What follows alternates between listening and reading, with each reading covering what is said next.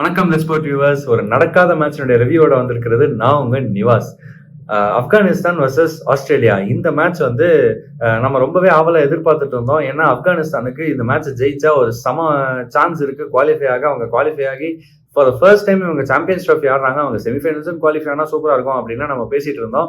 அந்த மாதிரி ஒரு நேரத்தை தான் அவங்க வந்து பேட்டிங் சூஸ் பண்ணாங்க. டாஸ் ஜெயிச்சு ஃபர்ஸ்ட் பேட்டிங் ஆடினாங்க. 273 ரன்ஸ் அடிச்சாங்க. 274 ரன்ஸை வந்து டார்கெட்டா ஆஸ்திரேலியாக்கு செட் பண்ணியிருந்தாங்க. வெறும் 12 ஓவர்ல ஆஸ்திரேலியா 109 for 1 அப்படின்னு அதை சேஸ் பண்ணவும் ஆரம்பிச்சாங்க. அந்த நேரத்துல மழை வந்துருச்சு. 20 ஓவர் செகண்ட் இன்னிங்ஸ்ல முடியாத காரணத்தினால டிஎல்எஸ் கிடையாது அப்படின்னு சொல்லி மேட்ச் அபேண்டன் பண்ணிட்டாங்க. ஆளுக்கு ஒரு பாயிண்ட். இப்ப ஆளுக்கு ஒரு பாயிண்ட் அப்படின்னு வந்திருக்கிற இந்த நிலைமையில என்ன ரொம்ப முக்கியமான விஷயம் மாறி இருக்கு அப்படின்னு பாத்தீங்கன்னா, ஆஸ்திரேலியா 3 பாயிண்ட்ல இருந்தவங்க இப்ப 4 பாயிண்ட்டுக்கு போய் குவாலிஃபை ஆயிட்டாங்க.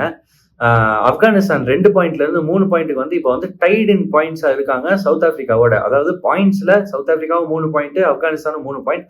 ஆனா சவுத் ஆப்பிரிக்காவோட நெட் ரன் ரேட் ரொம்பவே அதிகமா இருக்கிற காரணத்தினால ஆப்கானிஸ்தானோட குவாலிஃபையிங் சான்ஸ் இன்னும் ரொம்ப ரொம்ப ரொம்ப ரொம்ப கம்மியா இருக்கு இந்த மேட்சுக்கு அப்புறம். உண்மையிலேயே சொல்லணும்னா மழை வந்து ஆப்கானிஸ்தானை காப்பாத்திருச்சு அப்படின்னு தான் சொல்லணும். காரணம், அவங்க ஃபர்ஸ்ட் இன்னிங்ஸ் ஆடின விதம். ஒரு ரஹ்மனுல்லா குர்பாஸ் இந்த மேட்சும் ஃபெயில் ஆயிட்டாரு. ஆனா சதிகுல்லா அத்தல் இந்த மேட்ச் சூப்பரா ஆடினார். ஒரு flowing batting, left handed batsman ஃப்ளோயிங்கா அழகா ஷாட்ஸ் ஆடினா பாக்குறதுக்கு சூப்பரா இருக்கும். அதே மாதிரியான ஒரு அற்புதமான ஒரு லெஃப்ட் ஹேண்டட் பேட்டிங் நம்ம வந்து சதிகுல்லா அத்தலோட இன்னிங்ஸ்ல வந்து பார்த்தோம். பட் அவருக்கு சப்போர்ட் பண்றதுக்கு அந்த எண்ட் இப்ராஹிம் சத்ரானுக்கு ஒரு ஸ்டார்ட் கிடைச்சு, ஆனா அவரால் அதை கண்டினியூ பண்ண முடியல. அதுக்கப்புறம் உண்மையிலேயே பேசியே ஆகணும்னு நினைக்கிறேன். ஹஷ்மத்துல்லா ஷஹீதியோட இன்னிங்ஸ். கேப்டன் ஹஷ்மத்துல்லா ஷஹீதி உள்ள வராது. அத்தனை பால் ஃபேஸ் பண்ணியும் 22 ரன் தான் அடிக்கிறீங்க அப்படின்னா டீமோட மிகப்பெரிய ஒரு பிரச்சனையே வந்து இந்த மாதிரியான இன்னிங்ஸா தான் இருக்கும். இந்த மாதிரி இன்னிங்ஸ் வந்து டீமோட அந்த டோட்டல் மொமெண்டமையும் வந்து கொலாப்ஸ் பண்ணி விட்டுரும். அதுல ரொம்ப முக்கியமான ஒரு விஷயம் என்ன அப்படின்னா, அந்த பாயிண்ட்ல வந்து ஷஹீதிக்கு ஒரே ஒரு ஆப்ஷன் தான். நீங்க அத்தனை பால் ஃபேஸ் பண்ணிட்டீங்க, அத்தனை பால் வேஸ்ட் பண்ணிட்டீங்க அப்படின்னா அதுக்கப்புறம் நீங்க ஆக்சிலரேட் பண்ணி நீங்க வேஸ்ட் பண்ண பால்ஸை ஈடுகட்டணும், காம்பன்சேட் பண்ணணும். அதை அவரால் பண்ண முடியல. அவுட் ஆயிட்டாரு. அவர் அவுட் ஆன இடத்துல இன்னும் அதிக பிரஷர் அவர் டீம் மேல போட்டுட்டு போயிட்டாரு. ஆனா நல்ல வேலைங்க, அவங்க கிட்ட அஸ்மத்துல்லா ஒமர்சாய் இருந்தாங்க. அந்த பிரஷர் சிச்சுவேஷன்ல அஸ்மத்துல்லா ஒமர்சாய் உள்ள வந்து ஒரு சூப்பரான பேட்டிங் பெர்ஃபார்மன்ஸ். அழகா சிக்ஸஸ் அடிக்கிறாரு. அடிச்சா full flow of the bat இருக்கு. அந்த ஷாட்டை கம்ப்ளீட் பண்றாரு. பேட் போய் முதுகுல படுற வரைக்கும் அந்த ஷாட்டை கம்ப்ளீட் பண்றாரு. அந்த மாதிரி நீங்க அந்த ஃபுல் ஷாட்டை கம்ப்ளீட் பண்ணி நீங்க ஆடினீங்க அப்படின்னா எட்ஜ் வாங்கினா கூட பவுண்டரி போகும். அந்த மாதிரி ஒரு சேஃபான அட்டாக்கிங் ஆப்ஷன் எடுத்து சூப்பரா ஆடினார்னே சொல்லணும் அஸ்மத்துல்லா ஒமர்சாய் கிட்ட இருந்தா அந்த பவுலிங்ல ஒரு விக்கெட்டும் வந்துச்சு. ஸோ மறுபடியும் இவங்க வந்து ஒமர்சாய் காப்பாற்ற வேண்டிய ஒரு நிலைமையில தான் இருக்காங்க அப்படின்றத நினைக்கும் போது ரொம்பவே வருத்தமா இருக்கு. ரஷீத் கான் ஒரு கேமியோ கொடுத்தாரு பேட்டிங்ல. ஆனா எப்பயுமே இந்த பவுலிங்ல wicket எடுத்தாலோ ஃபீல்டிங்ல catch பிடிச்சாலோ bicep காட்டுவார்ல Gulbadin Naib, அவர் இந்த மேட்சும் ஒண்ணுமே பண்ணாங்க. மறுபடியும் வந்து அவர் அட்லீஸ்ட் அந்த காட்டுற பைசப்பை வந்து கொஞ்சம் பேட்டிங்ல யூஸ் பண்ணா நல்லா இருக்கும்னு நினைக்கிறேன். இந்த மேட்சும் அவர்கிட்ட இருந்து ஒண்ணுமே பெர்ஃபார்மன்சஸ் வரல. போன மேட்ச் நல்லா ஆடின நபியும் இந்த மேட்ச் வந்து அடிக்கல அப்படின்றது ஆப்கானிஸ்தானுக்கு ஒரு பெரிய பின்னடைவு. பேட்டிங்ல ஒரு 320 வந்திருக்க வேண்டிய பிச்சில் 273 தான் அடிச்சிருக்காங்க. அப்படின்ற நிலைமையிலேயே ஆப்கானிஸ்தானோட சான்சஸ் ரொம்ப கம்மி நமக்கு தெரிஞ்சிச்சு. அதுல ஆப்கானிஸ்தான் ஒரு ஸ்பின் டிபெண்டன்ட் சைடு. அவங்க வந்து எப்படின்னா 3 வேர்ல்ட் கிளாஸ் ஸ்பின்னர்ஸ் வச்சிருக்காங்க. ரஷீத் கான், நூர் அகமது அண்ட் முகமது நபி. அவங்கள டிபெண்ட் பண்ணி கிரிக்கெட் ஆடக்கூடிய ஒரு டீம் தான் அவங்க. இந்த ஓவர் டிபெண்டன்ஸின் காரணமாக அவங்க கிட்ட ஒரு ப்ராப்பர் பேஸ் பவுலர் இல்ல அப்படின்றது ஒரு மிகப்பெரிய பிரச்சனையாயிருச்சு. ஃபசல் ஹக் ஃபரூக்கியை தவிர. ஃபசல் ஹக் ஃபரூக்கி தான் அவங்க கிட்ட இருக்கிற ஒரே பேசர். ஆனா அவரும் இந்த மேட்ச் சரியா பவுலிங் போடல. அந்த ஃபர்ஸ்ட் 12.5 ஹவர்ஸ் நம்ம பார்த்த அந்த செகண்ட் இன்னிங்ஸ்ல இந்த டோர்னமெண்ட் ஃபுல்லாவே ஃபசல் ஹக் ஃபரூக்கி கிட்ட இருந்து ஒரு ஆவரேஜ் பெர்ஃபார்மன்ஸ் தான் வந்திருக்கு. அண்ட் அவர்கிட்ட ஆவரேஜ் பெர்ஃபார்மன்ஸ் வந்தா கூட பரவாயில்ல. ஏன்னா அவரை நம்பி இந்த டீம் இல்ல. இந்த டீம் நம்பி இருக்கிறது அவங்களோட ஸ்பின்னர்ஸை. அந்த ஸ்பின்னர்ஸ்லயும் ரொம்ப முக்கியமான ஸ்பின்னர் வந்து ஸ்டார் ஸ்பின்னர் ரஷீத் கான் தான். அவங்களுடைய வேர்ல்ட் கிளாஸ் ஸ்டார் ஆன ரஷீத் கான் மொத்தமாவே இந்த டோர்னமெண்ட்ல ஒரே ஒரு விக்கெட் தான் எடுத்திருக்காருன்னு நினைக்கிறப்ப ரொம்பவே வந்து வருத்தமா இருக்கு. ரொம்பவே அதுதான் வந்து ரொம்ப டிசப்பாயிண்டிங்கான ஒரு விஷயமாவும் ஆப்கானிஸ்தானுக்கு அமைஞ்சிருக்கு. நூர் அகமது டீசெண்டா போட்டிருந்தாலும் அவர்கிட்ட இருந்தும் அந்த எதிர்பார்க்கிற பெர்ஃபார்மன்ஸ் வரல அப்படின்றது ஆப்கானிஸ்தானுக்கு இன்னொரு பின்னடைவா இருந்திருக்கு.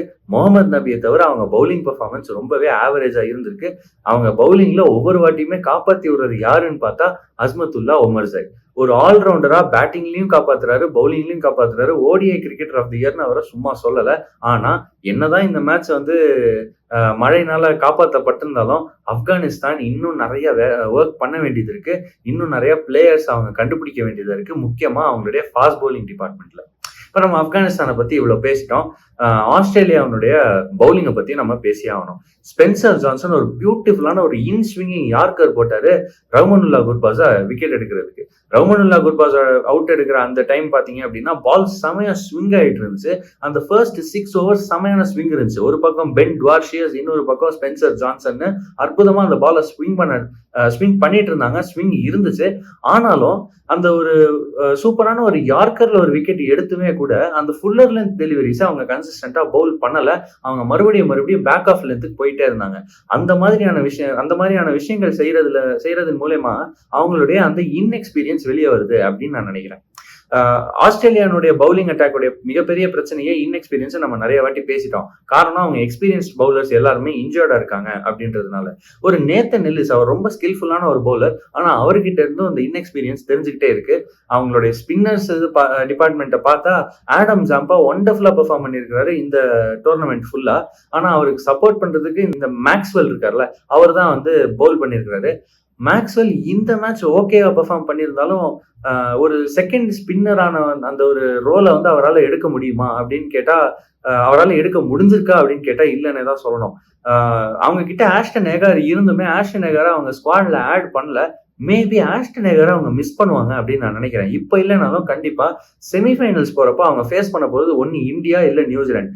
இந்த 2 டீம்ஸ் கிட்டையும் அவங்க பவுலிங்ல இருக்கிற அந்த இன்எக்ஸ்பீரியன்ஸ் கண்டிப்பா எக்ஸ்போஸ் ஆகும். இதை பார்க்கும்போது ரொம்பவே வந்து ஆஸ்திரேலியா கவலைப்படுவாங்க அவங்களுடைய பவுலிங் நினைச்சு அப்படின்னு நான் நினைக்கிறேன். இப்போ இந்த மேட்ச் வாஷ் அவுட் ஆன காரணத்தினால என்ன நடந்துச்சுன்னா 3 பாயிண்ட்ல இருந்த ஆஸ்திரேலியா 4 பாயிண்ட்டுக்கு போய் குவாலிஃபை ஆயிட்டாங்க. கன்ஃபார்ம்டு இப்போ அவங்களுடைய செமிஃபைனல் ஸ்பாட். இன்னொரு பக்கம் ஆப்கானிஸ்தான் 2 பாயிண்ட்ல இருந்து 3 பாயிண்ட் வந்திருக்காங்க. டைட் இன் பாயிண்ட்ஸா சவுத் ஆப்பிரிக்கா கிட்ட இருந்திருக்காங்க. சவுத் ஆப்பிரிக்காவோட இருக்காங்க. ஆனா அவங்க குவாலிஃபை ஆவாங்களா அப்படின்றது தெரியல. நீங்க என்ன நினைக்கிறீங்க அப்படின்றத கமெண்ட்ல சொல்லுங்க. அடுத்த மேட்சுடைய ரிவ்யூ ஆர் ப்ரிவியூ வீடியோல சந்திக்கிற வரைக்கும் until then it is me Nivas. Thank you for watching and please like, share and subscribe. Thank you.